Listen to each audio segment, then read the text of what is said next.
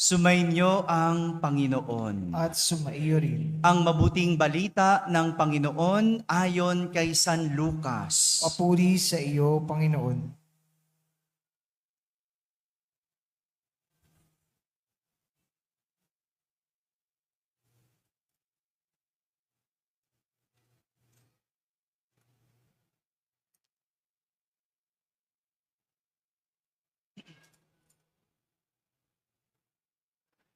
Noong panahong iyon, tinanong ni Jesus ang mga alagad ng patalinhaga, "Maaari bang maging taga-akay ng bulag ang isa ring bulag?" Kapwa sila mahuhulog sa hukay kapag ginawa ang gayon. Walang alagad na higit sa kanyang guro, ngunit kapag lubusang naturuan, siya'y magiging katulad ng kanyang guro. Ang tinitingnan mo ay puwing ng iyong kapatid, ngunit hindi mo pinapansin ang tahilan sa iyong mata. Paano mo masasabi sa iyong kapatid, "Kapatid, hayaan mong alisin ko ang iyong puwing," gayong hindi mo nakikita ang tahilang nasa iyong mata? Mapagpaimbabaw. Alisin mo muna ang tahilan sa iyong mata at makakakita kang mabuti. Sa gayoy, maaalis mo ang puwing ng iyong kapatid. Walang mabuting punong kahoy na namumunga ng masama at walang masamang punong kahoy na namumunga ng mabuti. Nakikilala ang bawat punong kahoy sa pamamagitan ng kanyang bunga, sapagkat hindi nakapipitas ng igos sa puno ng aroma, at di rin nakapipitas ng ubas sa puno ng dawag. Ang mabuting tao ay nakapagdudulot ng mabuti, sapagkat tigib ng kabutihan ang kanyang puso. Ang masamang tao ay nakapagdudulot ng masama, sapagkat puno ng kasamaan ang kanyang puso. Sapagkat kung ano ang bukang bibig, siyang laman ng dibdib. Mga kapatid, ang mabuting balita ng Panginoon. Pinupuri ka namin, Panginoong Hesukristo. Magsiupo po lahat at makinig sa homilya. Isang magandang umaga po sa inyong lahat. Pakibati naman ng katabi ng magandang umaga. Magandang umaga sa lahat ng nasa barangay na nakakapakinig ng ating banal na misa, sa lahat ng mga nasa tahanan na nagsisimba via online at sa lahat ng nasa abroad. Isang magandang araw po sa inyong lahat. Kasama kayo sa aming banal na pagdiriwang dito sa ating parokya. Simulan natin ang ating pagninilay sa isang kwento. At ngayong linggong ito, ang kwento ko ay tungkol sa isang elepante at isang baboy. Alin kaya kayo doon sa dalawa? Elepante o yung baboy? Huwag mo titingnan yung katabi mo. Tingnan natin kung kanino tayo mas makaka-relate. Sa elepante ba o doon sa baboy? Isang araw, may elepanteng naliligo sa ilog. Ngayon tingnan nyo na yung katabi nyo. Mukha bang naligo yan? Pag hindi naligo yan, baka hindi yan elepante. Naligo ang elepante sa ilog. At matapos siyang naligo, ito'y naglakad pauwi. Sa kanyang daan pauwi, mula sa malayo, natanaw niya ang grupo ng mga baboy na nagtatampisaw sa putikan. Habang nagtatampisaw sa putikan, yung mga baboy nag-uusap-usap. Mula sa malayo, yung mga baboy nag-uusap-usap. At ang kanilang pinag-uusapan, sabi ng isang mayabang na baboy, "Tatakutin ko yung elepanteng parating." Hinamon ng mga kasamahang baboy, sige nga, paano mo gagawin yon? Mas malaki sa atin yon. Sabi ng mayabang, no, tingnan nyo lang, panoorin nyo ako, tatakutin ko ang elepanteng iyon. Kaya naman, umahon ang mayabang na baboy at unti-unting lumapit sa elepante. Mula sa putikan, pinanood ng mga kasamang baboy kung ano ang gagawin ng kanilang mayabang na kaibigan. Habang papalapit ang mayabang na baboy, dahan-dahan namang gumigilid sa tabi ng kalsada ang elepante. Halos mamilipit ito. Halos gumilid siya ng husto sa kalsada. Namangha ang mga kasamahang baboy sapagkat tila natakot ang elepante sa mayabang nilang kaibigang baboy. No? Sabi nila, no, tama nga, no? Ang galing nga talaga ng kaibigan natin. No? Kaya niyang takutin, kaya niyang papilipitin yung baboy.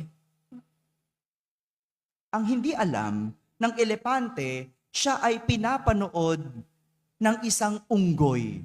No? Habang nakabitin ito sa puno. Nang makalagpas ang elepante, sa mayabang na baboy, bumaba ang unggoy. Lumapit siya sa elepante at nagtanong, ang laki-laki mo, bakit ka natakot sa isang baboy? Nakikita kita mula sa puno, no? Nilalapitan ka pa lang, gumigilid ka na. Nilalapitan ka pa lang, namimilipit ka na. Wala namang sinasabi yung baboy. Ikaw pa yung gumilid. Ikaw pa yung namilipit. Pinagtatawanan ka tuloy ng mga magkakaibigang baboy. Sumagot yung elepante. Sabi niya, hindi ako takot sa baboy na iyon. Sa totoo lang, pwede ko siyang hampasin ng aking ilong. Pwede ba yon? Pwede. Diba? Mas malaki yung elepante. Sa totoo lang, pwede ko siyang hampasin. Pero, hindi ko ginawa yon. Dahil siya ay maputik. Siya ay madumi. Kapag ginawa ko yon, mapuputikan at madudumihan ako. Kaya ako na ang tumabi at umiwas. Hindi ako namilipit. Ayoko lang marumihan. Ang aral, sadyang may mga tao na dapat iwasan. Hindi lang lahat dapat nilalabanan. Hindi lahat pinapatulan kung ayaw mong marumihan. Mga kapatid, ito po yung parehas na aral na tinuturo sa atin ng ating mga pagbasa sa linggong ito. Ang kilalanin ang taong dapat nating iwasan at hindi patulan. Simulan natin sa ating unang pagbasa. Tinuturuan tayo ni Propeta Sirach kung paano makikilala ang isang tao. Bago ka umiwas sa isang tao, kilalanin mo muna. At paano natin makikilala ang isang tao? Sabi ni Propeta Sirach, para daw itong pagbibistay. Alam niyo po yung pagbibistay? Hello. Alam niyo, sino yung hindi nakakaalam? Taas ang kamay. Ayan. Yung mga nakakaalam, huwag kayong makinig ay mga nakakaalam na pala. No? Ito yung pagbibistay. Alam niyo yung karpintero, yung gumagawa ng bahay, 'di ba? Nakikita niyo ba yung merong parang screen na ganyan, tapos nalagay yung buhangin, 'di ba? Tapos ganon, no? Pagbibistay. Yan, alam niyo na. Alam niyo na, 'di ba? Sabi ni Propeta Sirach, ang pagkilala sa tao ay parang pagbibistay. Nililiglig. Medyo malalim, no? Ano 'yon? Inuuga. Di ba yung pagbibistay, kailangan mo ugain? Bakit? Para mahiwalay ang magaspang. Di ba sa buhangin, sa pagitan niyan, may mga bato. Pag binistay mo, pag inuga mo, masasala. Lalabas ang bato. Lalabas ang magaspang. Kanyan daw ang pagkilala sa tao. Dapat inuuga. Dapat sinusubok para lumabas ang tunay na pagkatao. Lalabas kung siya ay magaspang. Di ba ganon? Yung tao, kapag nagipit, tignan mo. Diyan mo makikilala ang tao. Mabuti ba siya o masama? Marami, nung nagipit, nangupit. Di ba, macho? May ganon eh. No? May ganon. Papangalanan ko ba? No? Doon mo makikilala yung tunay na tao eh. Kapag kayo mag-asawa, naharap sa problema, nauga ng kaunti, ay diyan mo makikilala. No? Kilala mo, asawa mo, tapat yan. Oh. Pero kapag may problema, tapat pa din ba? May kilala kayong ganon? Asawa nyo ba yon? Huwag natin pangalanan dito. No, may ganyan, no? Ganyan makilala ang isang tao. Dapat inuuga para lumabas ang gaspang. Sabi ni Propeta Sirach, para din daw itong palayok. Para yung palayok, yung clay, no? Kapag nabasag. Pero ang magandang palayok habang iniinitan, no? Doon mo makikita kung matibay. Kaya nga iba yung palayok yung pangluto noong araw, di ba? Kahit na may apoy sa ilalim, hindi nababasag yan. No, hindi mababasag yan ng apoy kasi matibay yan. Sinubok yan ng matinding apoy. At ganyan din ang pagkilala sa tao. Dapat pinapaapoyan. Hello. Huwag mo sunugin. Sabi lang, subukin. No? Huwag sunugin, subukin. Ganyan. Para makita mo kung ano ang tunay na katayuan ng tao. Kung ito ba ay matibay, ganito nakikilala ang ugali ng isang tunay na tao. Hindi ibang tao, kundi parang katulad mo. Diyan ka rin nakikilala kapag humarap sa pagsubok.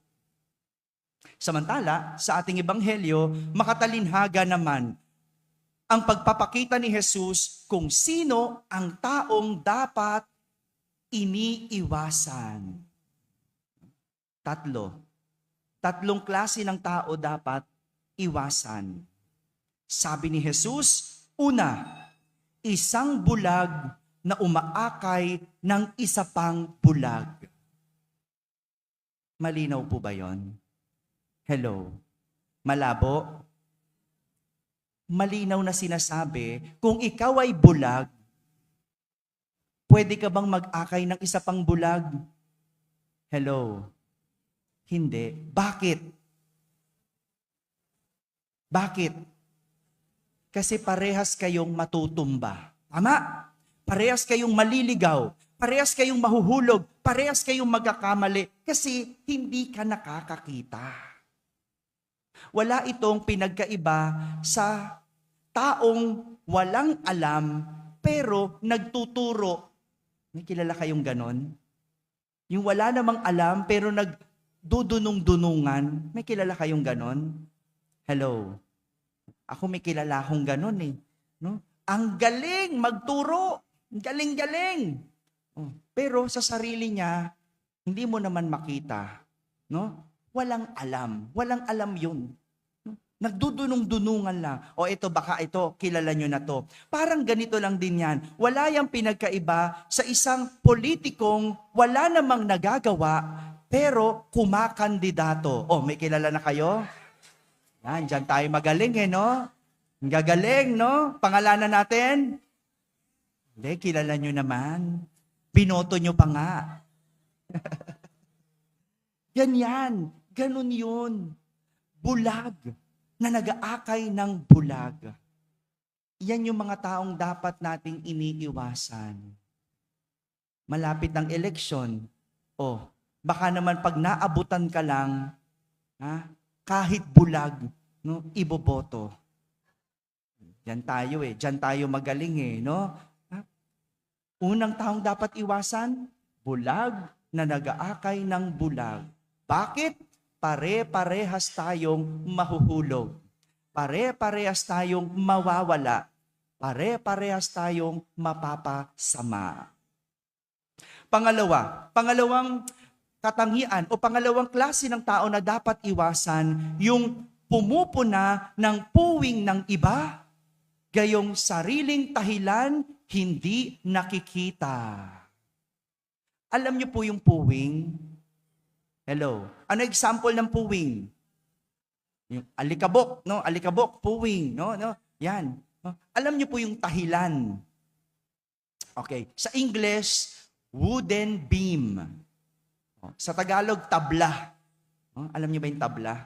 Yung parang ganyan sa ganyan na kahoy, no? Imagine mo yung palochina. Ilagay mo sa iyong mata, ano mangyayari? Wala kang makikita. Yung puwing, magkaroon ka ng puwing sa mata, ano mangyayari sa iyo? 'Di ba wala ka ring makikita? Parang ganyan ang dapat na iwasan. Yung pumupuna ng puwing ng iba, maliit. Pero sarili niyang tahilan, hindi nakikita. Ito yung mga taong puna ng puna, pero sarili niya, maraming kapuna-puna. May kilala ba kayong ganon?